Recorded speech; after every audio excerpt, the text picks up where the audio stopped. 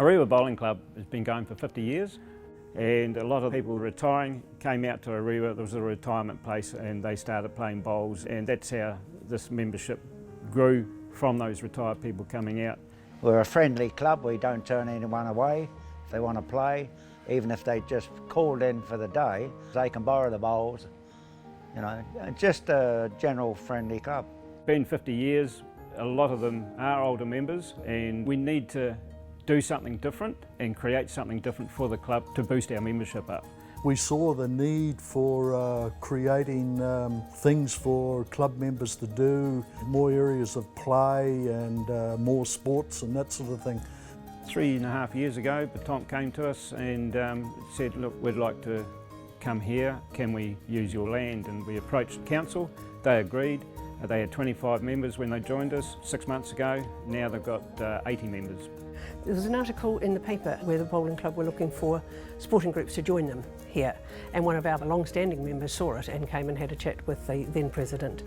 Oh, it's great, absolutely great. We are absolutely thrilled to be here. Yes, as you can see, we've got a beautiful terrain. It's now fenced, which is lovely, and we are able to share the facilities of Bowls Orewa, which is great because we didn't have any facilities before. That's led us also to be able to host more regional tournaments ourselves. So this weekend we are hosting the Auckland Petanque Association Regional Triples Tournament, and that's quite a big event on the calendar for Petanque. Many Petanque clubs already have relationships with bowling clubs. I came from down south where we were part of a bowling club. So from my perspective, I had a bit of knowledge on how a bowling club and a Petanque club would work together, and this has been no different, and in fact it was helpful to get some of their information so that we could start up our memorandum of understanding and our schedule of what's required between the two clubs to make them work together nicely and within each other's constitutions. They come here, 3 times a week now. Part of their membership fee is paid to us so that they become social members, so therefore we can use our bar for them as well. It's kind of like a really big settling in period. I think now we'll work with the bowling club in merging the social side of Petanque and bowls so that there is sort of more things that we can do together. But it's a bit like Tony says, that sometimes it's so busy just getting where you're going, you've got to sort of stop and take a breath. You know, we like to do Business House Petanque. We'd like to do, invite the bowlers to come and play with us, but we can't actually do any of that because we've been running around trying to get ourselves up and running. I think you've got to look after the members, you've got to give them the alternatives of what they want to do. In this area we've got a lot of retired people and we've got a lot of working people, so with having the roof we are going to give them the alternative to the people that can't play during the day. They can come and play in the evenings. This is the big thing that's going to boost the club, membership wise and everything. We can extend our hours right through until 10 o'clock at night, so therefore we can run a B35 tournament and have it over and done with that evening. Invite new bowlers to learn to play bowls in the evening where they don't have to worry about work commitments and things like that, and also help us out with when it's wet weather we can still carry on playing bowls. So I predict that we'll have our membership going up to about 500 in about 3 or 4 years' time.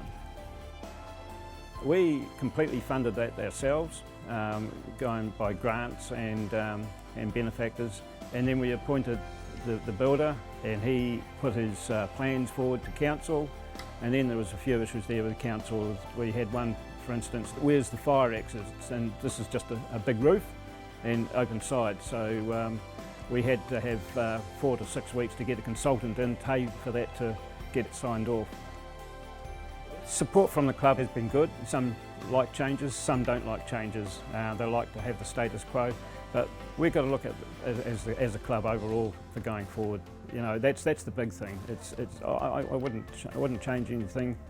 We're lucky to have somebody like Tony Rickerby as our project manager. Tony's got a background of real estate and representation of other companies and that sort of thing, and he handles that very well, and I think it's very, very important that you have somebody like Tony at the head of the project.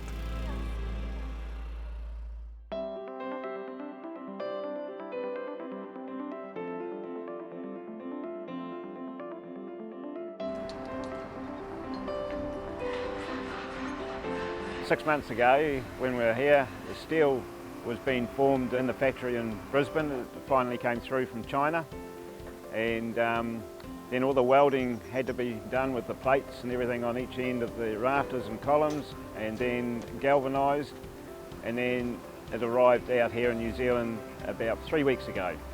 We had to alter the plans to increase the steel size because the wind velocity through here is quite strong, being on the coast. It created a big difference from the original wind velocity drawings or plans that council have.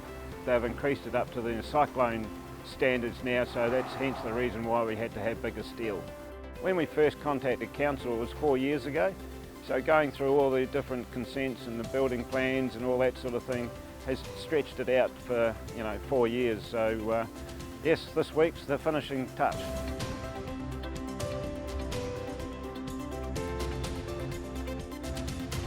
Looking at partnerships going forward with other clubs in the community, I've had a phone call from Orewa College. They've been using our facilities and are willing to get a bowling club in their curriculum to come to us. They will then be able to progress into what we call our collegiate bowls through Bowls New Zealand. So this is fantastic for the community. The club members coming to watch their membrane stretched across the top yesterday, they were just blown away the size of it and just the enormity of the whole thing.